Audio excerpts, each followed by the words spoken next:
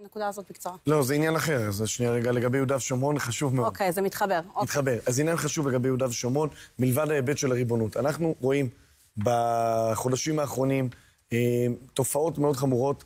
הראשונה, ואני פועל בעניין הזה לצד ארגון חוננו וגורמים נוספים, כדי לנסות לטפל בזה. הדבר הראשון והמדאיג ביותר הוא ירי כלפי מתיישבים, בסדר? ירי שמגיע מצד מי? מצד משטרה, מג"ב וחיילי צה"ל. אני קצין בצה"ל, והדבר הזה הוא דבר מאוד גרוע שקורה. לא מספיק נזהרים בדבר הזה, לא מספיק מקפידים בדבר הזה. ראינו מספר מקרים, אותו מקרה עם המג"ד, גם ראינו את הווידאוים שיצאו, גם מראים איך הוא מתייחס לאוכלוסייה היהודית ביהודה ושומרון, וחוץ מזה, נושא נוסף זה הנושא של הרחקות יהודים בצו אלוף. אנחנו פעלנו מול ישראל כץ, שר הביטחון, שכפי שכבר אמרו פה באולפן, בעניין הזה, והוא באמת הפסיק עם הנוהג המגונה הזה ושלא מתאים במדינה דמוקרטית. אבל אנחנו רואים שעכשיו הם פשוט עוקפים אותו.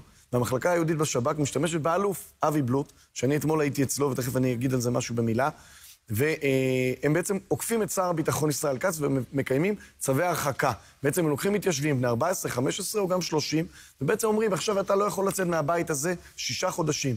בלי בית משפט, אוקיי? יש איזו ביקורת שיפוטית מינימלית, אבל הבית משפט לא מתערב בזה, בלי שום הליך תקין, כלומר מתייחסים ליהודים ביהודה ושומרון, זה קשור מאוד פה לעניין של הריבונות, כאילו הם לא אזרחים, בסדר? ברמה הכי פשוטה. אתמול הלכתי לאלוף... אין טענות, בטענות כלשהן? הם אומרים, תראי, בגדול לכאורה זה אמור להיות כלי סיכולי שנועד למניעת טרור יהודי. עכשיו, אין באמת טרור יהודי, מקסימום יש ילדים אולי שמתנהגים, בואי נאמר, אם זה היה קורה בפתח תקווה, ילדים שמתנהגים בצורה מסוימת, אז היו הולכים ומטפלים בהם באמצעות עובדים סוציאליים. דרך אגב, לפעמים גם יכול להיות כתב אישום. בסדר? אין בעיה. אם יש אזרח שהוא לא מתנהג כחוק, צריך לפעול כנגדו. יש לנו מדינה מסודרת, יש לנו את הכלים לפעול בעניין הזה. יש משטרה, אז שם היד יותר קלה על ההדק? מה זאת אומרת?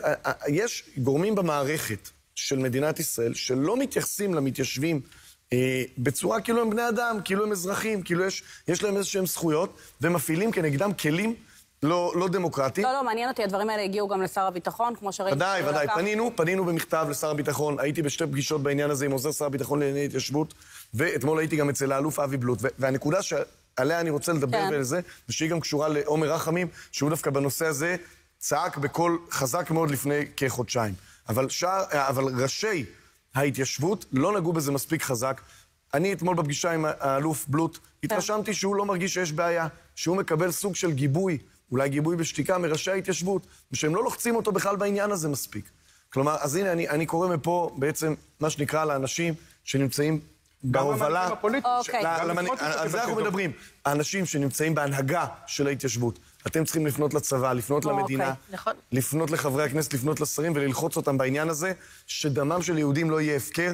יש איך לטפל בזה, וחייבים, לפני שיהיה לנו פה עוד מקרים מסוכנים נוספים. אוקיי, תודה רבה, הדברים חשובים, תודה שאמרת אותם. נעבור...